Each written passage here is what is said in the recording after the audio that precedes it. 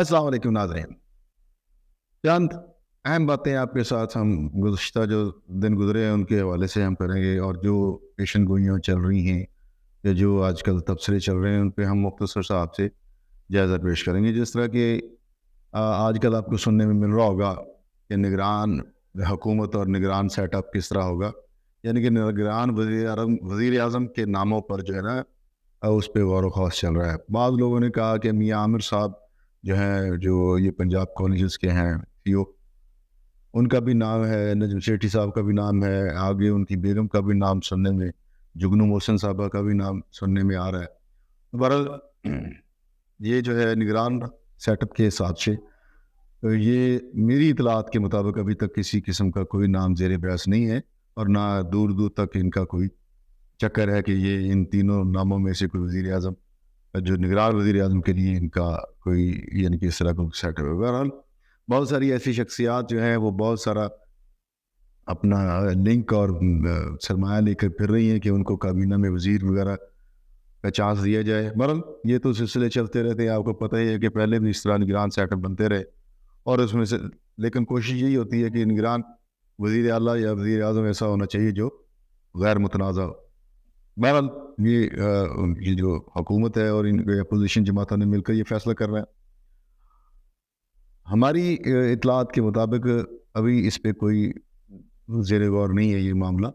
बड़े हलकों में, बड़ी ताकत वाले रखने वाले हलकों में शायद ये मौजूद ज़ेर बहस हो, लेकिन अभी तक इसमें कोई इस तरह पेशरफ्त नहीं है, ना इस मौजू को ज़ेर बहस लाया गया है। आगे चलते हैं। ईद गुजर गई, और ईद गुजरने के बाद अब दोबारा एक दूसरा फेज़ शुरू हो जाएगा गिरफ्तारियों का। 9 मई के हवाले से जो लोग बकाया रह गए हैं, या जिन्होंने अपनी प्रेस कॉन्फ्रेंस वगैरह करके जान छुड़ाई थी, या सियासत से अलहदगी का ऐलान किया था, सियासत से अलहदगी इख्तियार की थी, तो अब लगता है कि उनकी बारी है। और भी जो लोग छुपे हुए हैं और उनके गिर्द घेरा तंग होने की भी खबरें हैं, और उम्मीद है कि ये गिरफ्तारियों का सिलसिला जो है ना बड़ी तेज़ी से अब आगे बढ़ेगा, और ये गिरफ्तारियाँ जो हैं आगे तेज़ी से बढ़ती जाएंगी। इसमें एक ये बात भी है कि जो चीफ जस्टिस उमर दयाल साहब हैं, उन पर भी हुकूमत का अदम एतमाद है। वो चाहते हैं कि अगर हम इस तरह की बड़ी गिरफ्तारियाँ करते हैं तो ये उनको रिलीफ दे देते हैं और मेरिट पे काम नहीं करते, लेकिन ज़रा कहते हैं कि अब ये गिरफ्तारियों का सिलसिला तेज़ी इख्तियार करेगा। आगे चलते हैं। एक सेहत कार्ड के हवाले से जो इस पे जो निगरान वज़ीर आला पंजाब साहब हैं, निगरान जो सेटअप है, उन्होंने इसको बड़े गौर से देखा सेहत कार्ड को, जो गुज़श्ता हुकूमत में इसका क्रेडिट ले रहे थे। जो इनमें इन्होंने देखा कि प्राइवेट जो हॉस्पिटल्स हैं उन्होंने वो बिल, वो मार-धाड़, इसमें वो लूट मार का बाज़ार गर्म रखी है कि इंश्योरेंस कंपनियाँ भी परेशान हो गई कि वो इतना पैसा वो कहाँ से वो दें। और जिनको यानी कि दिल के मामले में भी जिनको स्टंट भी नहीं पड़ने थे, उनको भी डाल के स्टंट और बिल शीट बना के आगे फॉरवर्ड किए गए। अब उस पे ये करना चाह रहे हैं कि जो सेहत कार्ड है उसको, यानी कि जो 1 लाख रुपये बिल भर सकता है, यानी जिसकी एक अच्छी हैंडसम अमाउंट जिसकी आमदन है, उसको क्यों दें हम ये सेहत कार्ड? सेहत कार्ड उसको दें, या जो एक बेनज़ीर इनकम सपोर्ट सिस्टम चल रहा है उसमें जो ख़वातीन जो एक माकूल रकम जो है एक 6 माह बाद या 3 माह बाद देती हैं, उन्हीं ख़वातीन या उन्हीं हज़रात को वो सेहत कार्ड में शामिल किया जाए। आम आदमी, हर बंदे को जो साहिब हैसियत है उसको सेहत कार्ड में शामिल ना किया जाए, बल्कि उनको एक ऐसी पॉलिसी दी जाए कि वो प्राइवेट अपने यानी कि इंश्योरेंस करवाएं, और इसका कोई इलाज नहीं है कि पॉलिसी एक तरतीब दी जा रही है, क्योंकि जो लूट मार हुई है सेहत कार्ड के हवाले से महकमे से, तो आपको पता है कि हर महकमे में तो माफिया घुसे हुए हैं। माफिया जो है वो अपनी जो भी गवर्नमेंट की स्कीम होती है उसको अपने तरीके से टैकल करते हैं, उसे माल पानी बनाते हैं। तो इस पे भी ज़रा गौर है, अब देखेंगे इसमें कौन सी पॉलिसी नहीं बनाते हैं और कौन सी पॉलिसी के तहत ये आगे सिस्टम चलेगा। और साहिब हैसियत जो लोग हैं उनको इससे निकालना है, उनके लिए सेहत कार्ड जो यानी कि जो अपना बोझ उठा सकते हैं वो अपनी इंश्योरेंस करवाए, और इसको अपने हिसाब से दे। गवर्नमेंट उसको सपोर्ट नहीं करेगी, गवर्नमेंट उन्हीं को सपोर्ट करेंगी जो मुस्तहिक हैं, जो ज़रूरतमंद हैं। आगे चलते हैं। कौमी असम्बली की जो मुद्दत है वो पूरी होने जा रही है, और इलेक्शंस सर पे है। اب اس میں دو آرا پائی جا رہی ہیں کہ ایک تو یہ ہے کہ جو نگران سیٹ اپ بنے گا وہ 1 سال کے لیے بنے گا، یعنی کہ جو نگران سیٹ اپ ہے اس کو 1 سال تک چلایا جائے گا۔ اب دیکھیں کہ یہ جو حکومت ہے اس کو پرولونگ کیا جائے گا۔ اس میں دو جو رائے ہے یہ یہی ہے، اس میں جو تقویت رکھنے والی رائے یہی ہے کہ 1 سال اس کو ایکسٹینشن دی جائے گی، لیکن جو IMF کا پروگرام ہے 9 ماہ کے لیے ملا ہے، تو اس 9 ماہ کے اندر کیا ہونا ہے؟ یا 9 ماہ کے اندر انتخابات ہوں گے، یا ایک ٹرسٹ ڈیولپ کیا گیا کہ ہم انتخابات کروائیں گے اور یہ پروگرام آگے بڑھے گا۔ اگر یہ میاں نواز شریف صاحب اور زرداری صاحب یعنی کہ جو کولیشن گورنمنٹ ہے اس وقت، وہ یہ چاہ رہی ہے کہ انتخابات وقت پر ہوں، اور کچھ جو فورسز ہیں وہ چاہ رہی ہیں کہ ابھی کچھ چیزیں ہم نے ریسیٹ کرنی ہے، وہ ریسیٹ ہو جائے اس کے بعد انتخابات کا۔ بہرحال یہ دونوں آرات موجود ہیں، ان پہ دونوں پہ ورکنگ ہو رہی ہے، لیکن بہتر یہی ہے کہ ہمارے ملک کے لیے کہ اگر الیکشن وقت پر ہوں تو یہ زیادہ مناسب اور زیادہ بہتر ہے۔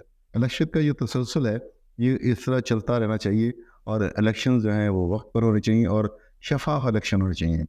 عوام کی آرا اور عوام کی مرضی کے حساب سے حکومت بننی چاہیے، تاکہ کسی قسم کی کوئی جو ہے مشکلات کا سامنا نہ کرنا پڑے۔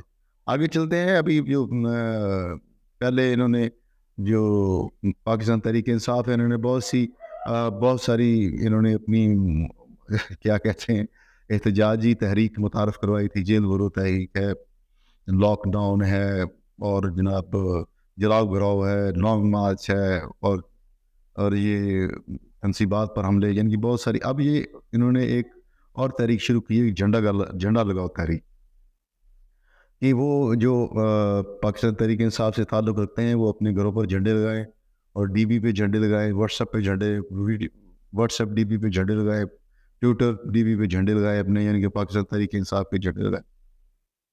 تو یہ میرا خیال ایک غلط ان کی تحریک تھی، میرا خیال یہ بھی ایک ناکامی سے دوچار ہوگی، کیونکہ آئیڈینٹیفائی ہو جائیں گے لوگ جو چھپے ہوئے ہیں، وہ بھی آئیڈینٹیفائی ہو جائیں گے، جو ان سے نہیں جا سکتے ہیں وہ بھی آئیڈینٹیفائی ہو جائیں گے۔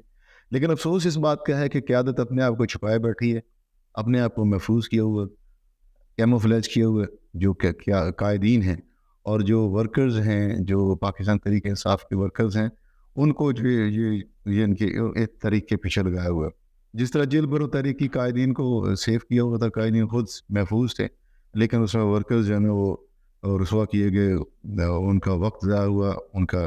آپ کو نظر آ رہی ہوگی گرمی کیونکہ ہے، لوڈ شیڈنگ، آپ کو پتہ ہے کہ پاکستان میں لوڈ شیڈنگ ہو رہی ہے، تو اس وجہ سے میرے پروگرام کے دوران بھی لائٹ چلی گئی ہے، اور اس کی وجہ سے ایک گرمی، اللہ کرے یہ جس طرح پہلے وہ میاں نواز شریف صاحب نے کہا تھا کہ ہم نے لوڈ شیڈنگ ختم کر دی، تو اللہ کرے آگے کوئی جو بھی حکومت آئے وہ لوڈ شیڈنگ ختم کر دے اور ہمیں اس اندھیروں سے نجات ملے، اور سچ بولنے والے لوگ سامنے آئیں، جھوٹ بولنے والے لوگ سامنے نہ آئیں۔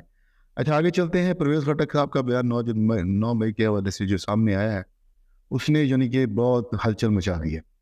پرویز خٹک صاحب نے کہہ دیا کہ 9 مئی کا جتنے بھی واقعات ہیں وہ 2-3 لوگوں نے بیٹھ کر پلاننگ کی، باقاعدہ منصوبہ بندی کے تحت وہ کیا گیا، اور اس میں 2 سے 3 لوگ شامل ہیں اور کوئی لوگ شامل نہیں۔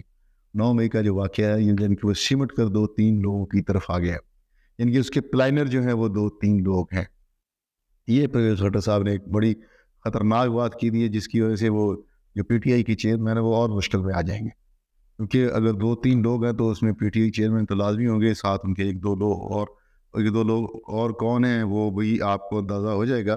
اس میں ہم نام کسی کا کیا لیں، بہرحال یہ ایک مشکل صورتحال ہے پارٹی کے لیے کہ ان کا جو کہ پرویز خٹک صاحب وہ ہیں جنہوں نے جو بھی تحریک ہوئی، جلاؤ گراؤ کی تحریک ہوئی، لاک ڈاؤن کی تحریک ہوئی، یا اسلام آباد بند کرنے کی تحریک ہوئی لانگ مارچ میں، وہ KPK سے بہت بڑی کمک لے کے آتے تھے، ڈنڈا بردار اور وسلہ بردار اور جانے کیا کیا، یعنی کہ بھرپور طریقے سے ان کی اسٹرینتھ جو تھی وہاں سے زیادہ لوگوں کی ہوتی تھی۔ اگر یعنی کہ KPK میں اگر یہ صورتحال ہے، پرویز خٹک صاحب اگر پارٹی کے ساتھ کھڑے نہیں ہوں گے تو میرا خیال نہیں ہے کہ کوئی کسی قسم کی کوئی تحریک بھی کامیاب تو کوئی بھی نہیں ہوئی، لیکن آگے کامیابی کا کیا، یعنی کہ وہ سوچ بھی نہیں سکتے، آپ کوئی تحریک چلانے کے بارے میں بھی سوچ نہیں سکتے۔ تو پرویز خٹک صاحب کا اس طرح کا بیان ہے، تو مجھے لگتا ہے کہ اب اس غبارے سے ہوا نکل گئی ہے، جو پروجیکٹ ایک پراپر چل رہا تھا اس میں سے جس طرح لوگ، اور مین لوگ جو مین قائدین ہیں وہ ایک سائڈ پر ہٹنا شروع ہو گئے. اسی طرح اور یعنی کہ یہ چھوٹی چھوٹی خبریں آپ کے ساتھ ہم شیئر کر رہے ہیں تاکہ پورا ویک جو ہے نا ایک مصروفیت تھی جس کی وجہ سے میں آپ کے ساتھ رابطے میں نہیں رہا. تو انشاءاللہ یہ تسلسل اب قائم رہے گا. تو آگے چلتے ہیں آئی ایم ایف کے حوالے سے. آئی ایم ایف کے جو پروگرام وہ ہو گیا ہے وہ 9 ماہ کے لیے ہوا ہے. آج جو ہے وہ اسٹاک ایکسچینج میں بھی 100 انڈیکس پہ 2230 پوائنٹ کا اضافہ ہوا جو ایک ریکارڈ ہے. اور ڈالر کی قیمت میں بھی 5 روپے گراوٹ آئی ہے, یعنی کہ 290 کی بجائے 285 کا ہو گیا ہے. تو یہ ایک اچھی بات ہے, یعنی کہ ایک مارکیٹ میں ایک استحکام اگر آ جائے تو اور فائدہ ہوگا. اس طرح مہنگائی میں بھی کمی آئے گی اور دوسرے ایک جو تاجر حضرات ہیں ان میں بھی ایک ٹھہراؤ آئے گا, اور وہ بھی اعتماد کی جب فضا ہوگی تو کاروبار میں بھی آسانی ہوگی ان کے لیے. اچھا, اس ایک چیز کو یعنی کہ جو گزشتہ جتنی بھی احتجاجی تحریک اور حکومت کے معاملات اور جو چلتا رہا سلسلہ, اس میں جو مین رول تھا وہ عدلیہ کا بھی بہت تھا. عدلیہ نے بھی اس میں عدلیہ میں کچھ بھرتیاں ایسی تھیں جو میرٹ پہ نہیں ہوئی تھیں. ایک جسٹس عائشہ ملک صاحبہ تھی, وہ بھی میرٹ پہ نہیں تھی, ان کو لایا گیا. یعنی کہ اس طریقے سے لایا گیا کہ جب ان کی باری آئے گی تو وہ سب سے زیادہ لمبا عرصہ یعنی کہ وہ چیف جسٹس آف پاکستان رہنے والی خاتون ہوں گی. بہرحال ایک جو ایک پروجیکٹ تھا ایک پارٹی کے لیے, جو پروجیکٹ جسے کہتے ہیں کہ تحریک انصاف کے لیے ایک پروجیکٹ 2000 سے نافذ العمل تھا بقول بہت سارے تجزیہ نگاروں کے, تو اس کے حوالے سے تو یہ ایک یعنی کہ ان کے کہنے کے حوالے سے یہ ہے کہ وہ یہ چاہ رہے تھے کہ یہ عدلیہ میں پورا کنٹرول کے ہاتھ میں ہو. اس لیے انہوں نے میرٹ سے ہٹ کر بہت سارے لوگوں کو جو ہے کہ سپریم کورٹ میں ججز تعینات کروایا. نیچے بھی یہی, ہائی کورٹ میں بھی یہی, اور سول کورٹ میں بھی اس طرح کے معاملات. بہت سارے لوگوں کو میرٹ سے ہٹ کر انسٹال کیا. اس یعنی کہ جو کہا جا رہا ہے کہ پروجیکٹ عمران خان میں, اس کو کنٹینیو کرنے کے لیے بہت سارے اداروں میں, اسی طرح عدلیہ میں بھی, فوج میں بھی بہت سارے لوگ ایسے انسٹال کیے گئے جنہوں نے اس پروجیکٹ کو اس جگہ تک پہنچایا. اب ان کو آہستہ آہستہ ریسیٹ کیے جا رہے ہیں. ان کو آہستہ آہستہ یعنی کہ جو میرٹ پہ ہوں گے وہی کنٹینیو کریں گے, جو میرٹ سے ہٹ کر ہوں گے ان کو ایک سائڈ پر ہٹا دیا جائے گا. یہ چیزیں اب دیکھیں کہ ان کو ہٹایا جاتا ہے یا نہیں. یہ چھٹیاں آج کل 15 جولائی سے لے کر 15 سپٹمبر تک. 16 سپٹمبر کو آپ کو پتہ ہے کہ جسٹس عمر عطا بندیال صاحب اپنے عہدے سے فارغ ہو جائیں گے, اور نئے چیف جسٹس جو ہیں وہ قاضی فائز صاحب اپنا چارج سنبھال لیں گے. اس کے بعد کی صورتحال دیکھتے ہیں کہ جو ججز میرٹ سے ہٹ کر لگائے گئے کیا ان کو واپس ہٹایا جائے گا, اور جو جن کا میرٹ بنتا تھا اور ان کو نہیں لگایا گیا, اور ان کی جو درخواستیں تھیں عدالت میں, جو درخواستیں بھی نہیں لگائی گئیں سماعت کے لیے مقرر کی گئیں, ان کی وہ درخواستیں بھی سماعت کے لیے مقرر ہو جائیں گی. اور ان کے جب فیصلے آئیں گے تو پھر یہ جو میرٹ سے ہٹ کے جو ججز آئے ہیں ان کا کیا بنے گا, یہ آنے والے دنوں میں ہمیں یہ چیزیں واضح ہوتی ہوئی نظر آ جائیں گی. بہرحال یہ پاکستان کی تاریخ میں اس طرح کے جو کام ہیں وہ نہیں ہونے چاہیے. میرٹ سے ہٹ کر کوئی بھی کام ہوگا تو اس کا نقصان ہوگا. کسی بھی پارٹی کو کسی قسم کی کوئی فیور نہیں ملنی چاہیے, اسٹیبلشمنٹ کی طرف سے بھی, بیوروکریسی کی طرف سے بھی, عدلیہ کی طرف سے بھی. کسی پارٹی کو کسی قسم کی کوئی بینیفٹ اور فیور نہیں ملنی چاہیے.